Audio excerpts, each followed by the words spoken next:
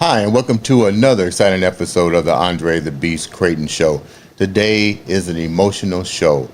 We have on the show today Felicia C. Davis, who's going to take us into her life's journey of overcoming, understanding who she is, and taking the word C in her name and turning it into courage.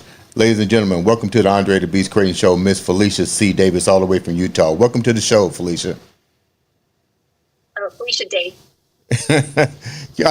Let's get, how you feeling today? You okay?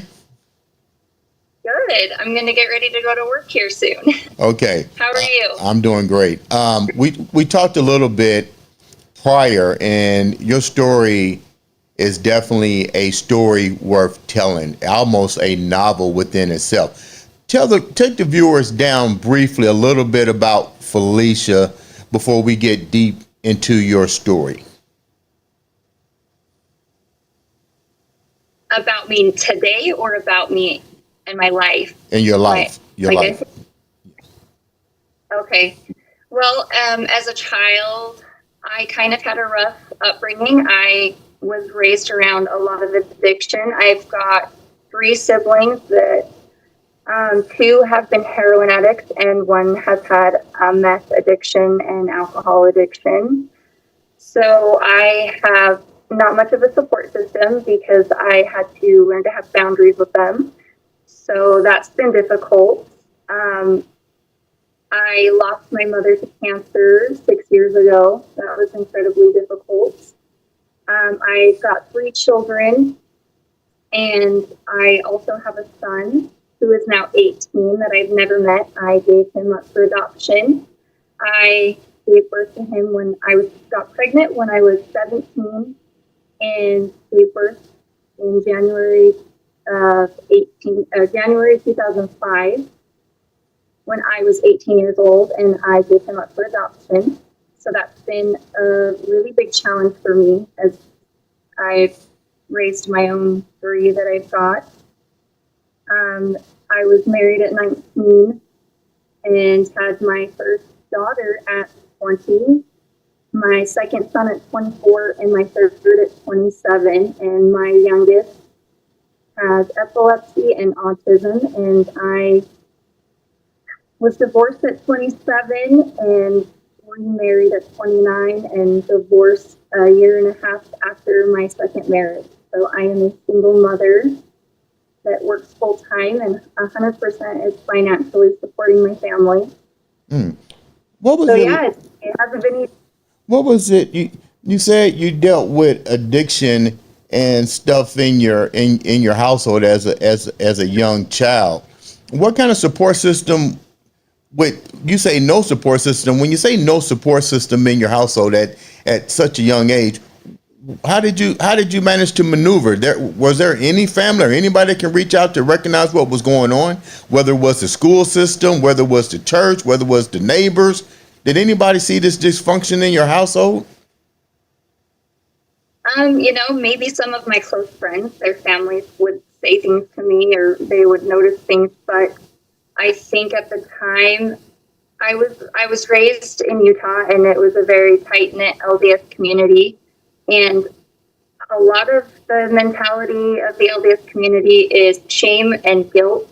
And so I think for my family, the way that we would deal with things is we would brush it under the rug, is what I would say. You just don't talk about it. Mm-hmm. You just don't. You just pretend like you have the perfect life. Mm-hmm. You mentioned something about when we was talking earlier. You have a brother. What was that like? You at least had a brother. What was that like? Were you guys functional? Did you guys get along? What was that like? I actually have very vague memories of my brother. He is 7 years older than me, and he was taken out of the home when I was very young. And I actually don't know all of the circumstances that led to that, but I know part of it was his relationship with me was inappropriate. I know at one point he was found on the grass with me in the front of our neighborhood, and the neighbors actually, I believe they called the police, and that was one situation. And then there was another one where my mother found him in the bed with me, and I think I was so young, I didn't know how to place it in my mind as to what was happening, and it took years of counseling for me to bring those memories up, but it was some form of sexual abuse. Your mom is passed, God rest her soul. When this was happening, and your mom, was it your mom and dad that decided to remove your brother out of the household, because you was actually too young to remember a lot of that? But before she passed, did they ever open up and tell you what was the reason for the separation? You know, that's the unfortunate thing is my mom's passed away, and I wish I could ask her those questions. I've had my aunt fill in some of those gaps for me, Right. but if he was placed through the state, they actually put him in the psych mental hospital up in northern Utah. So he has some bipolar, and I want to say schizophrenia. Mm-hmm. I don't know exactly what happened, but I just know he was removed from the home. How do you manage to function, a young lady in a dysfunctional household? With heroin addicts, and I mean, how were you able to get food? I mean, how did they really provide for you? So the strange thing about that makes it so confusing in my brain is that it didn't seem dysfunctional. Well, one, you're kind of used to it. Right. You're around it. And the only way I could describe it is being in fight or flight. And I was always in fight or flight, just not knowing what to expect. So with that being said, I've had a lot of anxiety throughout my life. I would often take my little sister and hide in the closet if there was an incident going on, or if we were left home alone with my brother, or just left home alone in general. What were some of the other incidents? You brought up something. You got into the flight or fright, you and your sister. What were some of the other incidents outside of your brother that made you and your sister go into those things in your household? Lots of yelling, lots of abuse. My father, I love him, and it's taken me a long time to forgive him, but he would pick me up by the back of my hair. He hit me with a cane, he hit me with a hanger, and we would often go to our mom to tell her, like, hey, this is happening, and it just didn't exist. I felt like my mom was supposed to protect us, and she didn't. What about your little sister? So, Was she also abused? My sister and I just kind of created. Was your sister also abused as well? My dad, never my mom. Yes, she was. We just found ways. My mom took very good care of us. So she made us dinner. She took us to school. But when it came to the abuse or any of the stuff that was actually going on, the drug use, it was just kind of not acknowledged. It didn't exist. It wasn't there. Mm-hmm. I think that my mom didn't know how to go there. Right. So it was happening kind of in the background, but we would pretend that it didn't exist, if that makes sense. Yeah, it does. Now let's move forward a little bit. You're growing up, you're in high school now, and you must have met an individual because you become pregnant. Take me down that journey briefly. Do you think, let me ask this, and I know this is kind of hypothetical, but do you think by the time you got 17 years old or 16 or 17, you start trying to find a way out of that situation, and maybe the relationship at that time may have seemed to be the easy way out of that difficult situation? At home. Yeah. Yeah, absolutely was filling a void and an escape, and I spent most of my time out of the home as Hmm. much as possible. Had so much anxiety, so I actually ended up turning to alcohol. I was really big into partying when I was 16 and 17 and smoking pot. And luckily, I never got into any heavy drugs, but drinking. I would go to these parties and drink. And he was 19 years old and in college, living in his parents' home. And I would often go over there and stay the night with him. What was your parents saying about it? I guess they was in their own world still. Um, I just feel like my mother, my dad was there, but he did not raise me. He was very passive. You never heard a word from him. It was always my mom, but I think my mom was just kind of in denial. She didn't realize I made up my stories and she wanted to believe them. So I pretty much got away with anything. So you meet your boyfriend, you get pregnant at a young age. What's that like? How does your life begin to change now? You now have a child. Yeah, and we actually were never together. We never dated. We were just friends with benefits, and we were intimate a few times under the influence, and I ended up finding out I was pregnant. I didn't find out until I was 4 months pregnant. I went to Planned Parenthood, and they told me I was 20 weeks along, and it was pretty devastating. And I just, yeah, a 17-year-old girl in high school trying to figure out how to hide a bump under my sweater.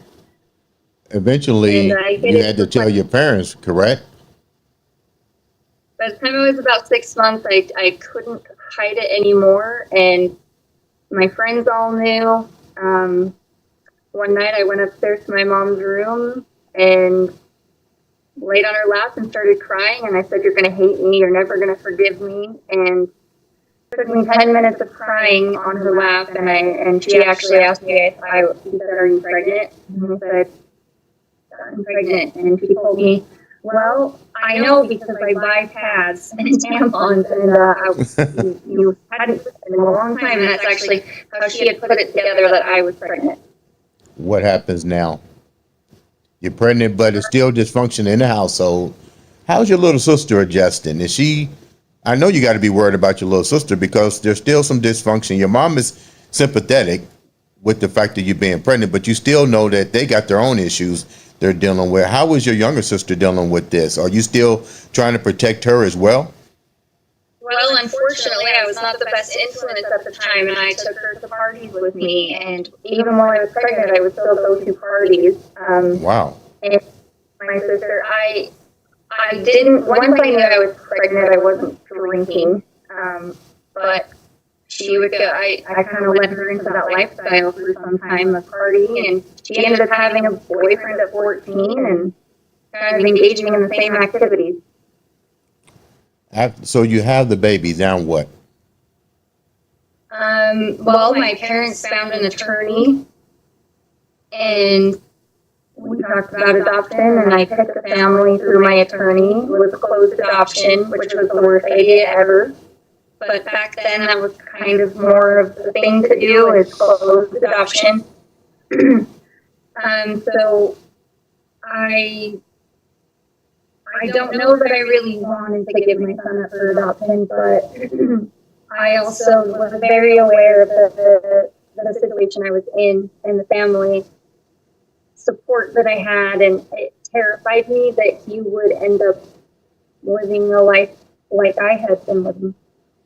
Moving forward, what happens after you give your son up for adoption? That is emotionally traumatizing as well. And now you're still young, but you just given up a child of yours.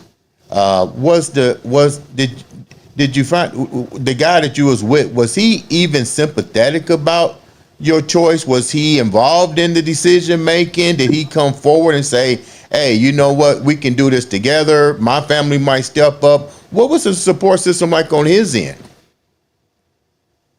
non-existent. He actually got married while I was pregnant to someone else, and she got pregnant. He actually wanted to take me to Las Vegas and have an abortion. He offered to pay for it, offered to take me, and I just, it was not for me. I couldn't do it. His mom was very involved because I actually found his mom through the white pages or yellow pages in the phone book. Yeah. Because I knew where he was from. We pinpointed who his family was, and my mom called his mom, and his mom was actually very supportive. She was there for the birth. He was not.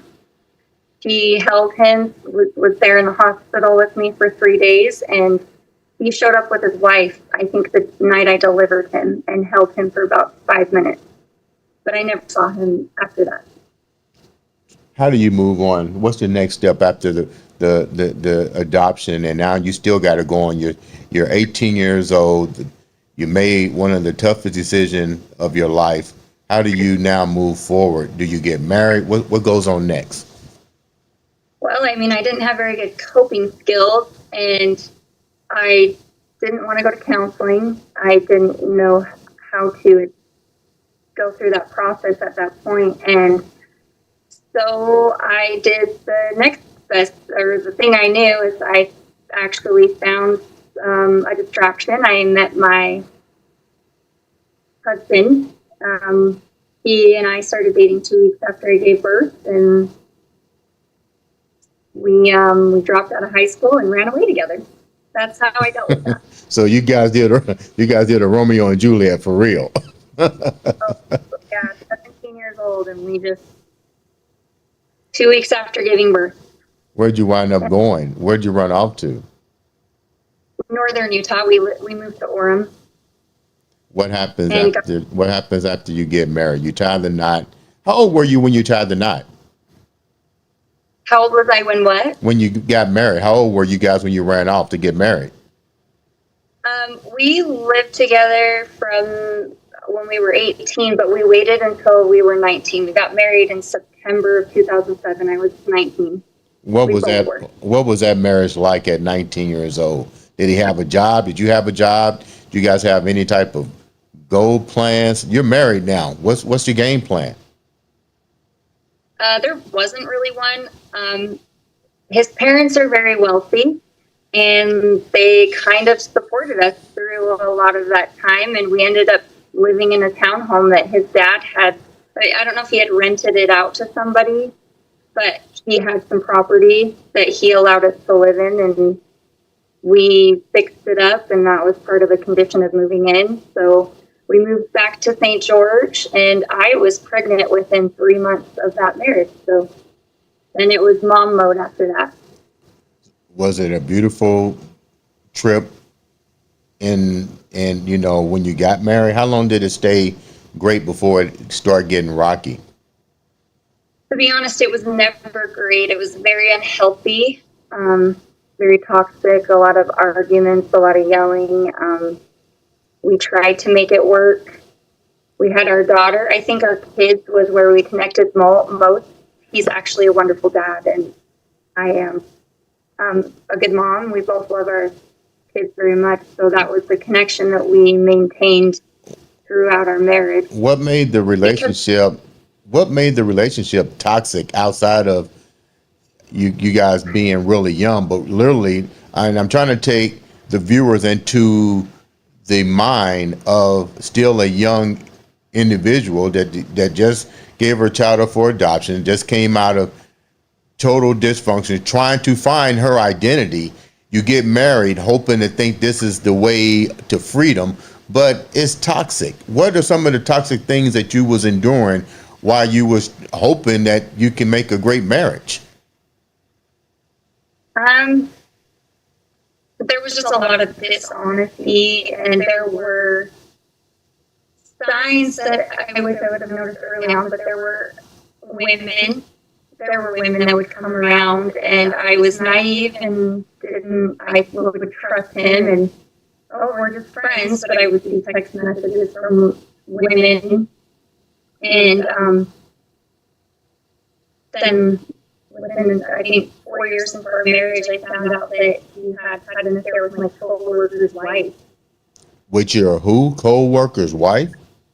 So we would all get together and do dinners, and so we met each other's spouses when we'd have these get-togethers. And I was working at a massage ND in northern Utah, in Midville, and they met one night and apparently connected, and she was married to my coworker, and they ended up having an affair behind our backs.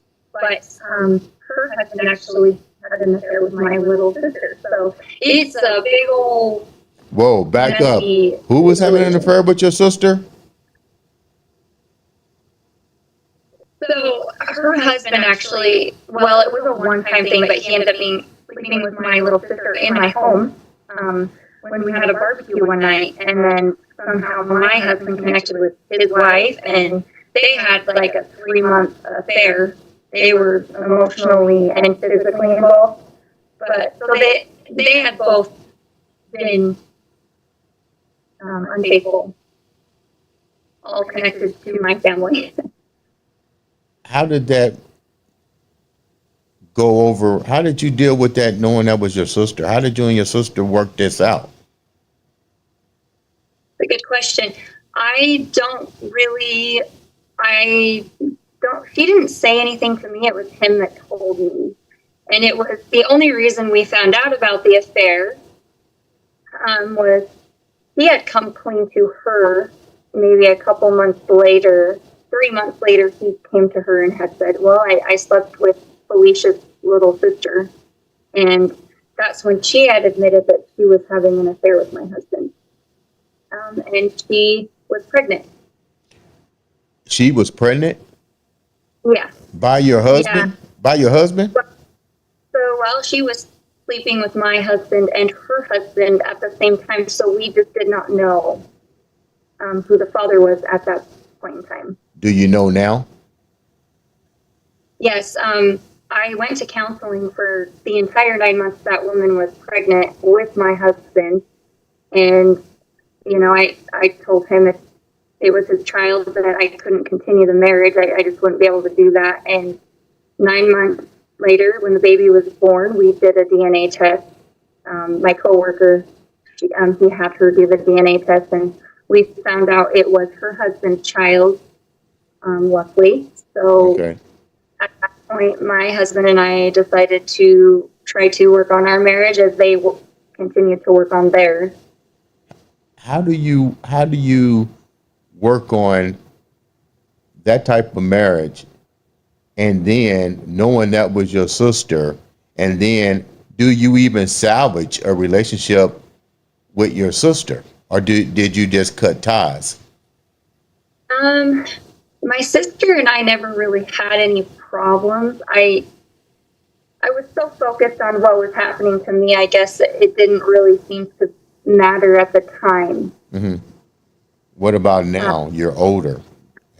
Have those wounds healed? Did you make amends? You're a lot older now. You're 35. Are these things still troublesome to you? Well, I mean, she didn't sleep with my husband. She slept with my coworker. Is that our? Okay. Was there a little? There wasn't any confusion. Yeah. Yeah. I guess I didn't hold anything against her.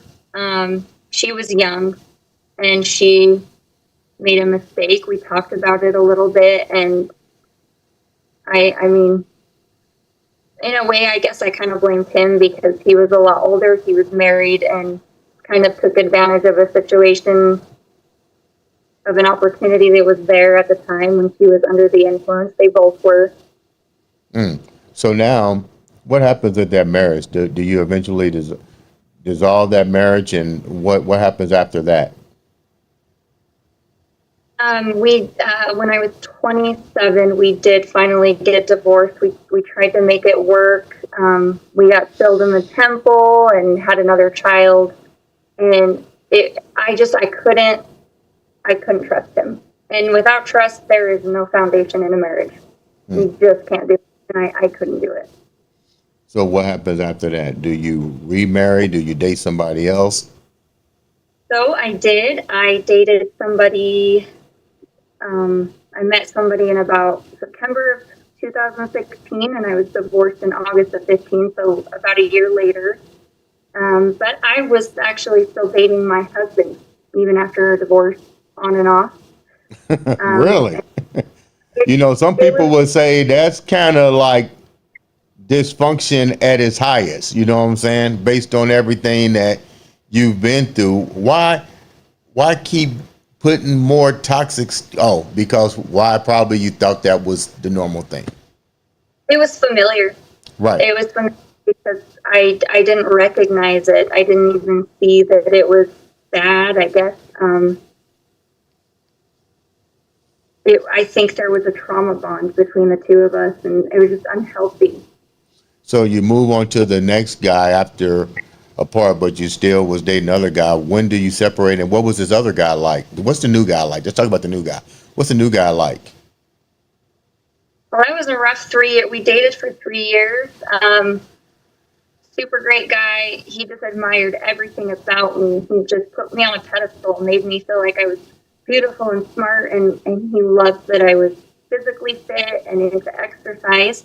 But that slowly started to diminish over time. He would make comments that were, you know, the things that he fell in love with, the things that made him fall in love with me started to become a problem. And that scared me. What do you mean it started to become a problem? Give me an example. Give me an example of one thing that he loved about you, and all of a sudden it became an issue. We went to the gym together, and I was wearing a tank top and leggings, just like any other girl going to the gym. And I remember watching him pace the gym back and forth, and one of my male friends came up and said hi. And then all of a sudden he booked it to the door, and he was trying to walk home, and of course, I chased after him, and he told me that what I was wearing was inappropriate, and I was asking for attention, that I was asking for it. I'm too sexy, and girls like me, girls that look like me, girls that have long legs and curvy bodies, that they shouldn't wear things that way, that look like what I was wearing, because I'm asking for attention and then asking to have males come on to me. And it was my fault. What did you think about that? Oh, well, I didn't know. I was so in love with him and so blinded. I actually thought that in some way it was my fault. If a man talked to me or flirted with me or said something to me, I immediately would think about, well, what am I wearing? Is my cleavage showing? I blamed myself. I carried some shame there. When did the light, before we wrap up, your story is so immaculate. I'm trying to get the whole story in. You eventually, hopefully, got rid of this guy, right? Before I ask my question, what made you get rid of him? When we got married, we had never lived together before. So when we got married, I started to notice patterns. He was going out to his vehicle every 20 minutes, in and out, in and out. My car would smell like pot after he'd been in it, and I know pot's not the worst thing in the world, but he was vaping all day long. He would nod off on the couch, just kind of checked out. His behavior changed. And so I started to have some concern that he was using. He brought home a baggie of pills one day, and, well, I hurt my back, and my client gave this to me, and it just kind of started to be familiar. Like a lot of snowballing, I guess. A lot of snowballing happening. It started to remind me of my family, some of my siblings and their behaviors when they were using drugs. And I had some concern for his son and my children, so I reached out to his ex-wife, and I said, hey, I'm concerned about your son. This is what I'm noticing. And within 5 minutes, that woman called me. And it was the first time we'd ever really had a conversation, and we both cried on the phone together, and she told me that the reason she left her leaving him was because they had a little baby, and she came home one day and the baby was in the garage playing near all the tools and saws, and her husband was passed out on the couch. There was vodka on the ground. So he was kind of a drunk. He had a porn addiction, a drinking problem. He had 6 DUIs. They put him in. She said she tried to put him in rehab 3 times, and he left every time, and just still to this day denies that he has a problem. When do you wake up and start taking control of you? You've been in all of this dysfunction. That had to be a light. You don't have several light encounters letting you know this just ain't right. When do you start to take accountability for yourself before we wrap up? I think that when you're so devastated and so exhausted, you just will do anything to change it. I was so broken that I was forced to look at myself and what was I doing to create these scenarios over and over in my life, these cycles. And so I needed help, and I reached out and got counseling, and I started to put some of those pieces together, and I could either lay down on the floor and die and,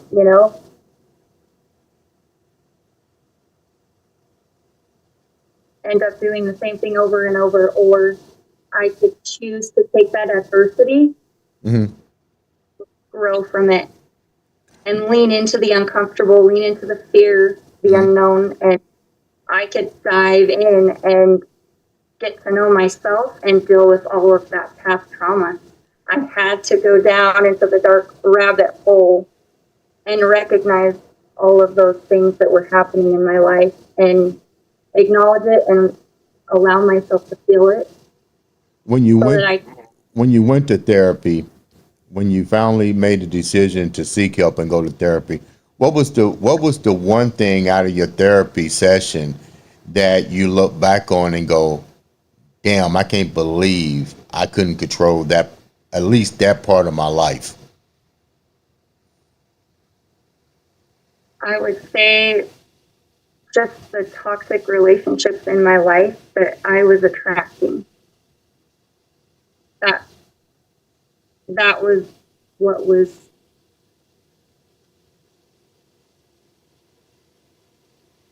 I was creating the chaos in my own life. How hard was that to admit to yourself? Oh, really hard. It came with a lot of shame and guilt, shame for what I put my children through. But also one of the most, it created so much growth for me that I would change it now,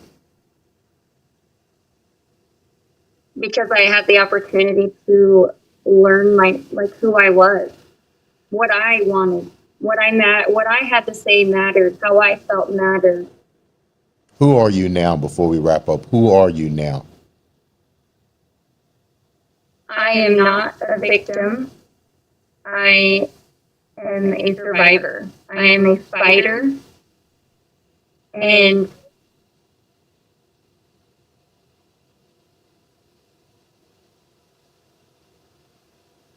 I guess I'm comfortable with who I am now. I'm comfortable with my failures. I don't let those things scare me anymore. I continue to move through it so that I can be a stronger person, a better mother, a better friend. Boundaries. I learned boundaries. I learned how to have boundaries with people in my life. With that said, leave the viewers with something positive that keeps you going throughout the day. What message would you leave the viewers right now? You guys, don't be afraid of failure. We all have things in our life. We all have problems. Your failures do not define who you are. You can make a change tomorrow. Don't let your past, your trauma, your pain get in the way of what you really want. Lean into the adversity, because adversity creates growth. Let that be your greatest coach in life. Let it teach you something. Because I promise you, you may be in a dark hole right now. You may think you're so far down the rabbit hole that you just can't get out. But I promise you, if you just keep focusing on you and building and creating the life that you want, lean into that pain, and it will take you through to the other side. Pain is finite. Sounds good.